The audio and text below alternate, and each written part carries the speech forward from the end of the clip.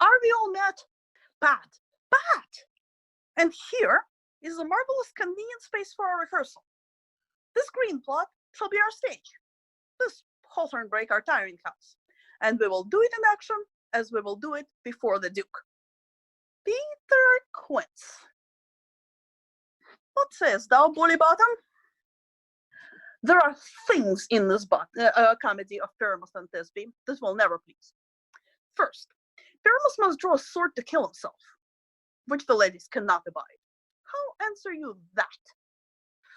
By Larkin, a perilous fear. I believe that we must leave the killing out when all's done. Not a whit. I have a device that will make all well. Write me a prologue, and let the prologue seem to say that we will do no harm with our swords, and that Pyramus is not killed indeed.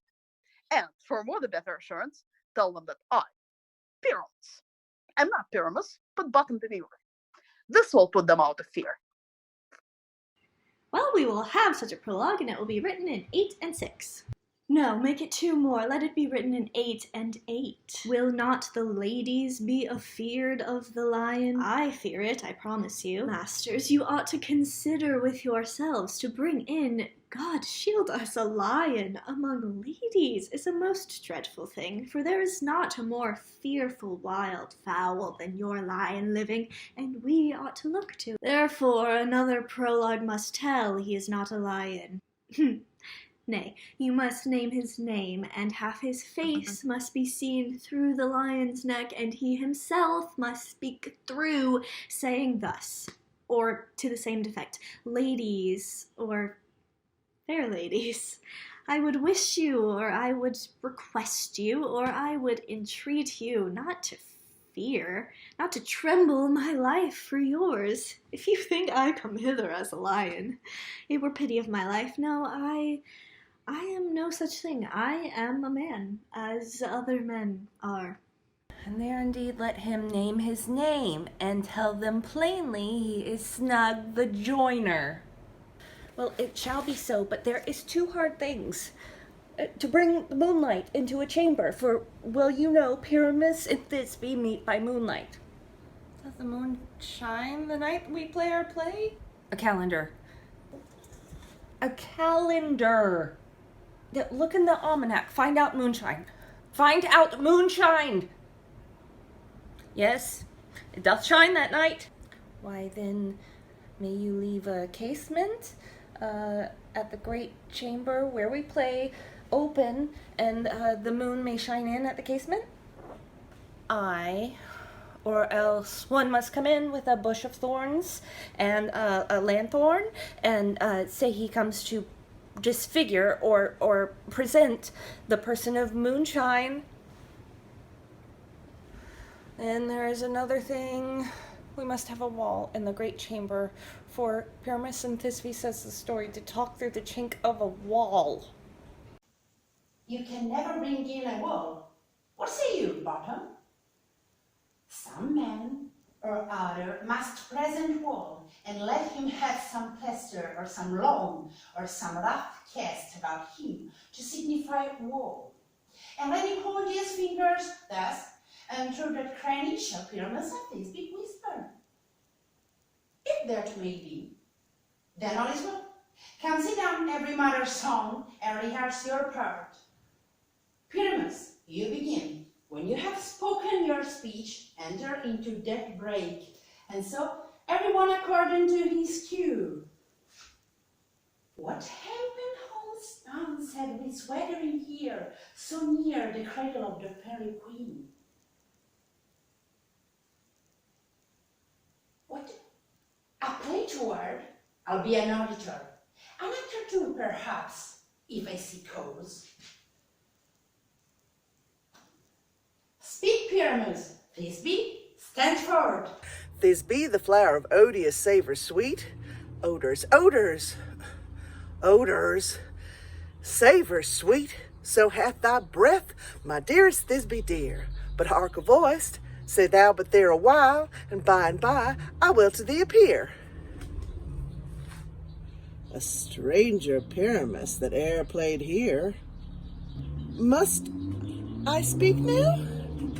I, Mary, must you, for you must understand, he goes but to see a voice he heard and is to come again. Most radiant Pyramus, most lily-white of hue, of color like the red rose of triumphant briar, most brisky juvenile and ink most lovely Jew, as truest horse that would never tire, I meet thee, Pyramus, in his tomb. Ninnis's tomb, man? Oh, why, you must not speak that yet. That you deliver to Pyramus. You speak all your part at once, cues and all. Pyramus, enter. Your cue is past. It is never tire.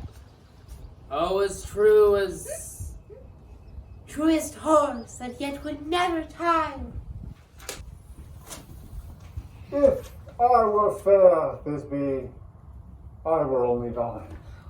Oh, monstrous. Oh, strange. We are haunted.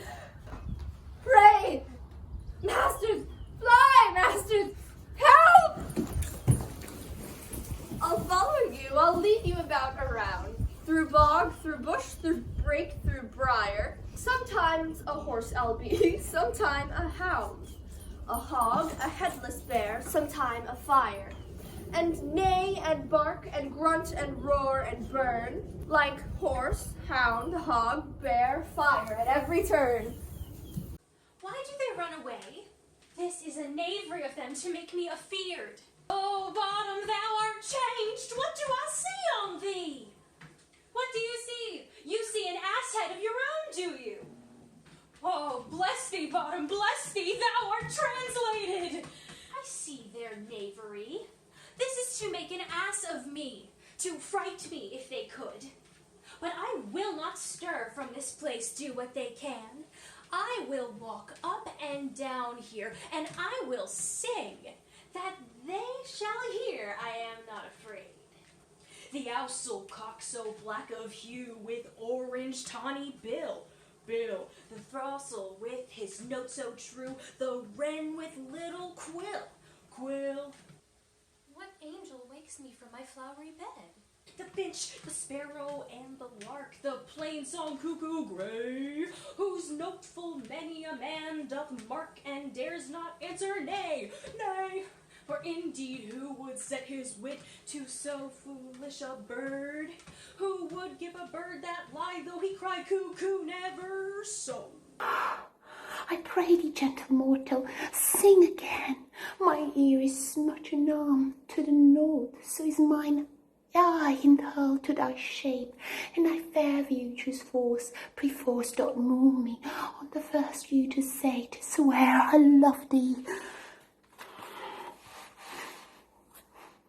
Methinks, mistress, you should have a little reason for that, and yet, to say the truth, reason, love keep little company together nowadays, the more the pity that some honest neighbours will not make them friends. Now I can geek upon the occasion. Thou art as wise as thou art beautiful. Not so neither, but if I had wit enough to get out of these woods, I would have enough to serve mine own third. Out of this wood do not desire to go. Thou shalt remain here, whether thou wilt or no. I am a spirit of no common rate. The summer still doth tend upon my state, and I do love thee. Therefore, go with me, and I'll give thee fairies to attend thee, and they shall fetch thee jewels from the deep, and sing while thou on pressed flowers doth sleep. And I will purge thee of thy mortal grossness, so that thou shalt like an airy spirit go. Peaseblossom, Cobweb, Moth, Mustardseed. Ready. And I. And I. And I. Where shall we go? Be kind and courteous to this gentleman. Hop in his walks and gambol in his eyes. Feed him like with apricots and dewberries, with purple grapes, green figs, and mulberries. The honeybags steal from the humble bees. and for night tapers crop their waxen thighs, and light them at the fiery glowworm's eyes, to have my love to bed and to arise. Oh, and pluck the wings from painted butterflies, to fan the moonbeams from his sleeping eyes. Well, nod to him, elves, do him courtesies. Hail, mortal. Hail, hail, Hail. I cry your worship's mercy heartily. I beseech your worship's name. Cobweb. Oh, I shall desire you of more acquaintance, good Master Cobweb. If I cut my finger, I shall make bold with you. And your name, Mr. Gentleman? Peaseblossom.